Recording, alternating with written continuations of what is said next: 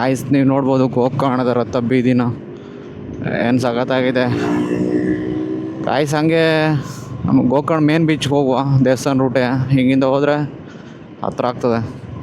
Guys ದೊಡ್ಡ ರಥ ನೋಡ್ಬೋದು ನೀವು ಅಲ್ಲಿ ಎಷ್ಟು ದೊಡ್ಡ ಉಂಟು ರಥ ಎಲ್ಲ. ಇವಾಗಿಲ್ಲ ರಥ ಏನಿದ್ರು ಶಿವರಾತ್ರಿ ಟೈಮಲ್ಲಿ ಅಷ್ಟೇ.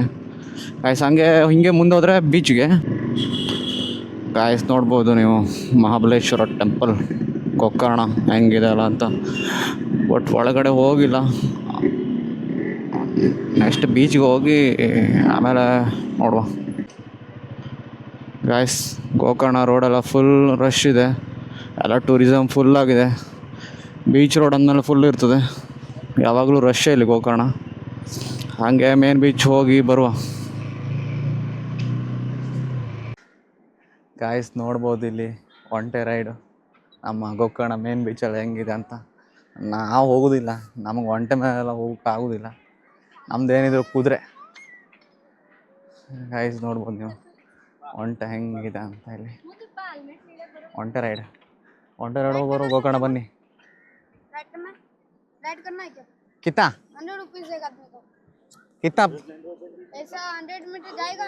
Only 100 meters. ಇಂಟ್ರೆಸ್ಟ್ ಇಲ್ಲ ಬ್ರೋ, ನಾವೇನಿದ್ರು ಕುದುರೆ.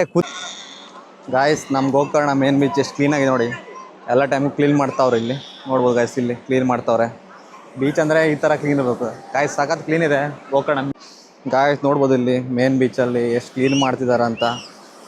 ಹಿಂಗಿದ್ರಷ್ಟೇ ಬೀಚ್ ಚಂದ, ಕ್ಲೀನ್ ಇರಬೇಕು. ಬೀಚ್ ಅಂದರೆ ಕ್ಲೀನು, ಆವಾಗ ಟೂರಿಸಮ್ಗೆಲ್ಲ ಖುಷಿ ಆಗ್ತದೆ ನಮ್ಮ ಗೋಕರ್ಣ ಎಷ್ಟು ಕ್ಲೀನ್ ಇದೆಯಲ್ಲ ಅಂತ.